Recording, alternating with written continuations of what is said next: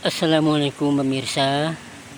Sore hari menjelang maghrib, saya mau berbincang santai bersama Dr. Randes Muhammad Yusuf yang malang melintang di bidang pendidikan. Baik pemirsa, di depan saya sudah ada Bapak Ustadz. Assalamualaikum Ustadz. Waalaikumsalam. Santai atau lagi menikmati alam nih?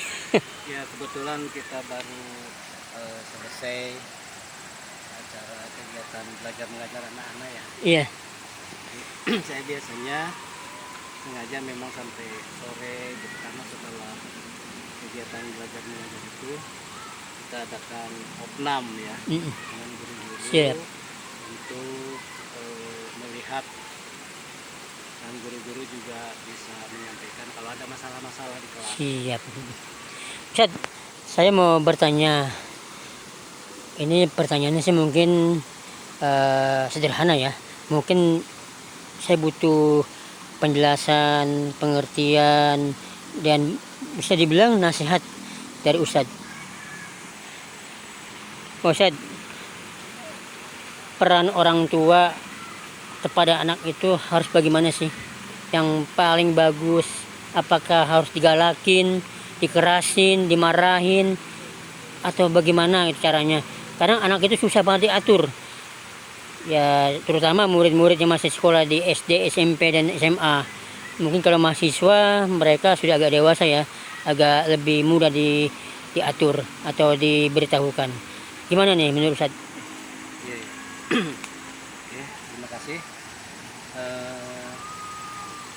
Sebetulnya sebelum kita bicara mengenai peran orang tua ya terhadap anak, itu kita lebih dahulu berbicara tentang lingkungan pendidikan. Lingkungan pendidikan itu dikenal dengan trilogi pendidikan. Pendidikan. Pendidikan keluarga, Ya. lingkungan keluarga, pendidikan di sekolah, dan pendidikan di masyarakat. Tiga ini satu sama lain berhubungan. Siap. Tidak bisa terpisah satu sama lain.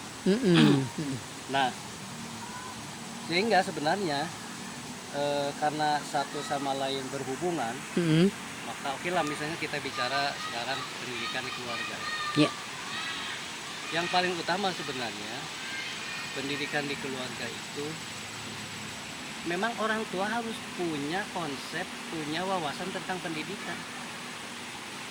Itu menjadi syarat yang saya kira tidak bisa dihindari ya. Bagaimana bisa mendidik anak kalau orang tuanya sendiri itu tidak punya wawasan pendidikan. Iya. Gitu ya.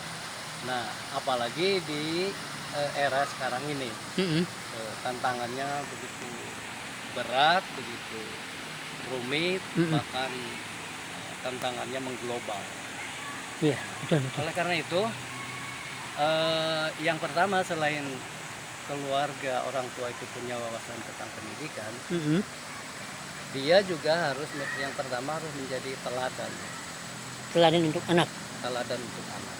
Yang kedua, anak itu kan bisa ada yang bandel, ada yang susah diatur, segala macam ya. Nah, saya kira dengan wawasan pendidikan orang tua dia bisa bagaimana seharusnya memperlakukan anak. Iya. Anak itu kan sebetulnya bisa berlaku, bertindak, bersikap itu juga tidak lepas dari bagaimana orang tuanya. Iya, iya. Misalnya kalau orang tuanya dalam kehidupan sehari-hari taat beribadah misalnya ya, ya dengan sendirinya anak kan melihat. Tapi kalau ketika misalnya orang tuanya sendiri tidak memperlihatkan taat beribadah, lalu nyuruh anaknya sholat misalnya kan agak sulit itu. Kenapa tuh? Kenapa? Anak sekarang bisa berbalik, oh bapak aja enggak, Oh benar, ibu betul. aja enggak. Betul. Nah, jadi anak sekarang kan memang ya begitulah, ceplos-ceplos ya. Zaman sekarang ini beda dengan anak dulu. Kalau anak dulu baru dipelototin sedikit udah nggak bisa ngomong apa-apa. Betul. Gitu ya. Betul. Nah, jadi Selain itu, memang juga anggaplah sekarang misalnya orang tua udah punya wawasan tentang pendidikan, ya. Mm-mm. Lalu dia juga sudah berusaha memberikan teladan yang baik. Tapi itu juga eh, tidak cukup. Kenapa?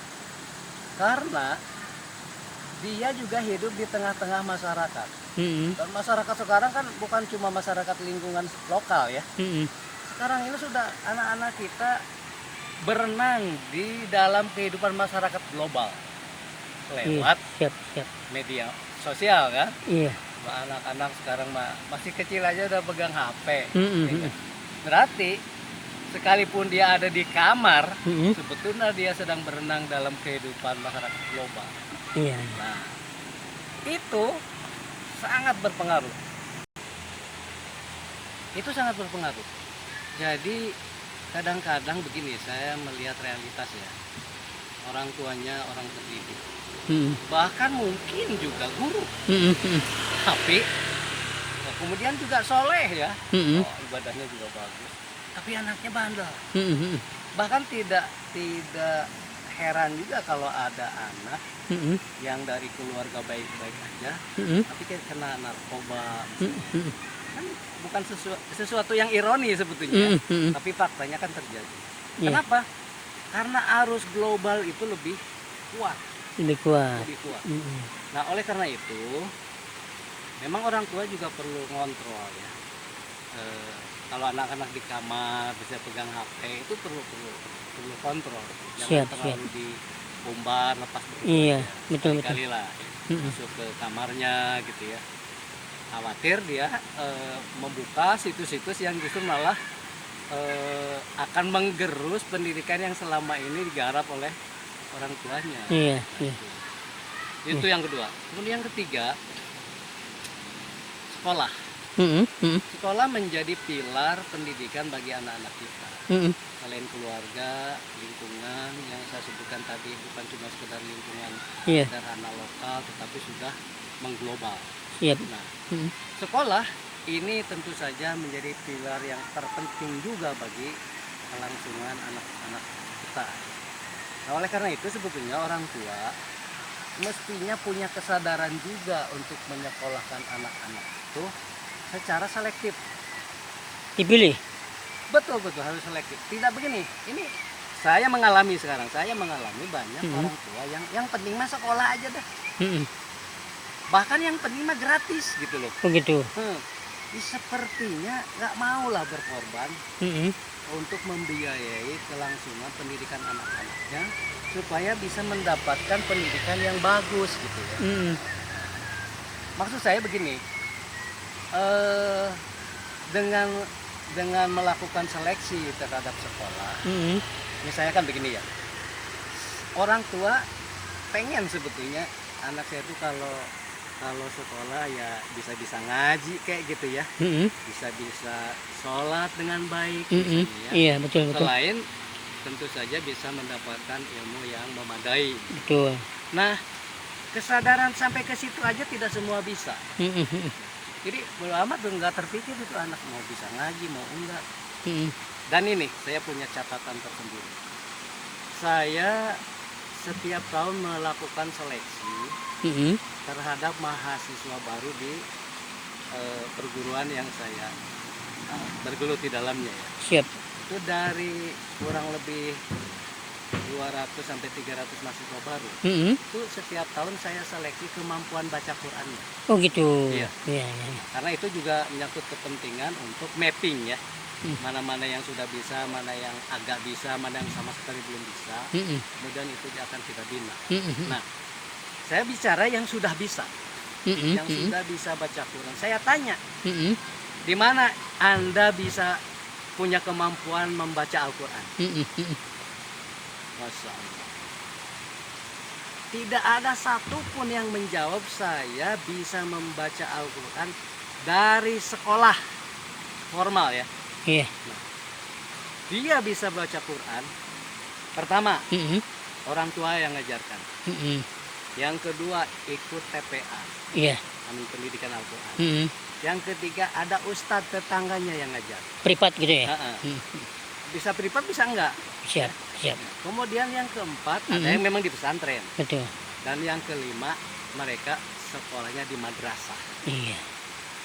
Jadi tidak ada selain dari itu, tidak ada tempat lain yang bisa membuat dia mampu baca Quran. Bayangkan ya, saya tidak akan bicara terlalu nggak bisa menyebutkan sekolah lain tuh siapa gitu ya. Siap, siap. Nah, tapi yang jelas dari 5 lembaga inilah dia bisa baca Quran.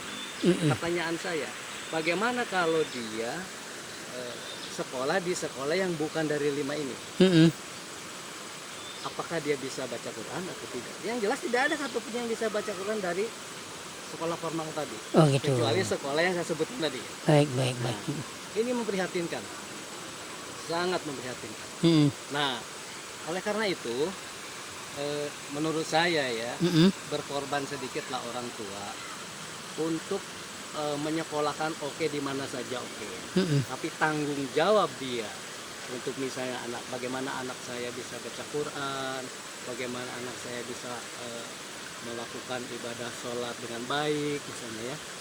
Bisa saja itu tidak di sekolah tapi digarap di rumah atau memanggil guru privat dan seterusnya. Tapi kalau tidak, loss itu mereka tidak akan bisa baca apa-apa, baca Quran nggak akan bisa. Bagaimana dengan pelajaran umum? Maksudnya? Artinya begini, kan orang tua berharap dari anaknya ini jadi dokter, jadi tentara, jadi guru, atau jadi ahli matematika, ahli kimia. Mereka berharap, nak kamu harus jadi orang sukses, gitu.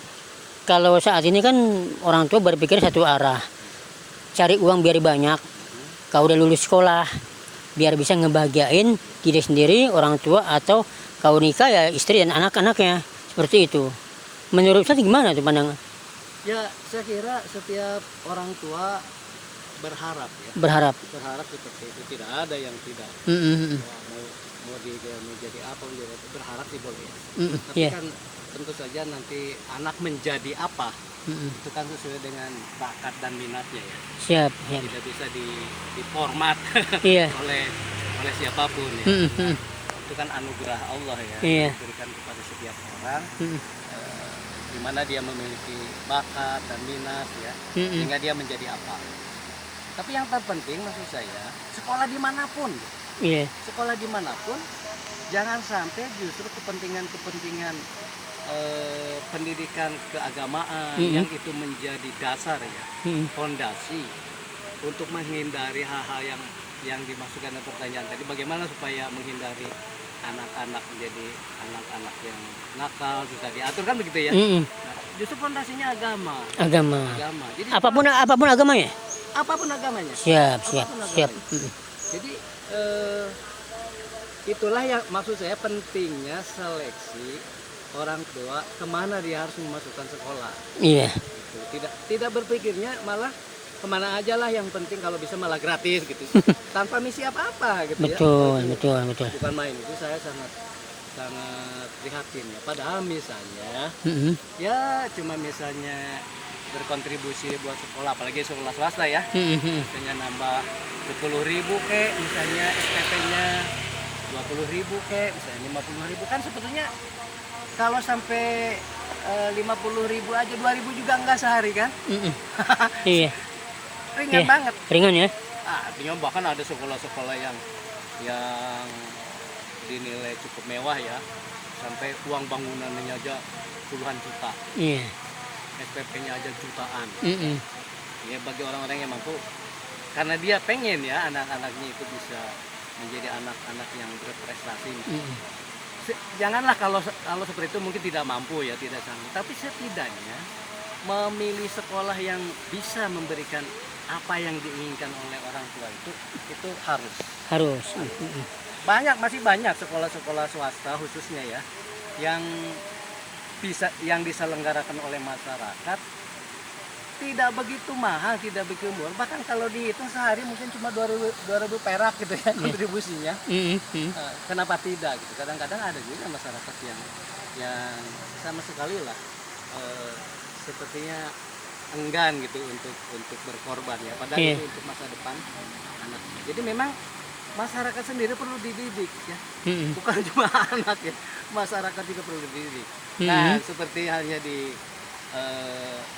di yayasan saya di sini ya, Mm-mm. di Darul Mukalimin, Mm-mm. itu tiap 2 minggu sekali itu ada pengajian orang tua murid. Oh gitu.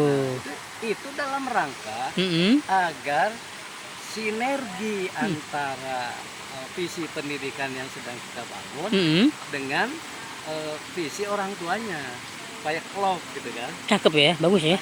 Itu saya kira sekolah-sekolah yang bisa menyelenggarakan seperti itu tuh utama ya. Tidak banyak memang ya. Jadi banyak ya, betul. Jadi tidak juga misalnya orang tua melepaskan aja begitu ke sekolah ya enggak. Mm-mm. Dia sendiri tidak memikirkan bagaimana juga dia juga sebetulnya harusnya bisa mendapatkan tambahan ilmu, tambahan wawasan ya. Agar bersinergi dengan sekolah dalam rangka mendidik putra putrinya. Iya Pak Ustadz. Itu komplit banget deh penjelasannya. Ustadz, ini terima kasih nih atas waktunya, wawasan yang diberikan Ustadz kepada saya dan pemirsa dimanapun berada. Semoga Ustadz selalu diberikan kesehatan. Amin. Amin. Ustadz, terima kasih. Ya. Assalamualaikum. Waalaikumsalam. Baik pemirsa, itu adalah mungkin bisa dibilang nasihat, masukan, pesan-pesan dari seorang ulama di Kecamatan Weyang, Bapak Dr. Andes Muhammad Yusuf. Pemirsa, di depan saya ini ada pohon, namanya pohon kertas. Ya, namanya pohon kertas. Bunganya bagus sekali. Baik pemirsa, sampai jumpa di video selanjutnya. Wassalamualaikum.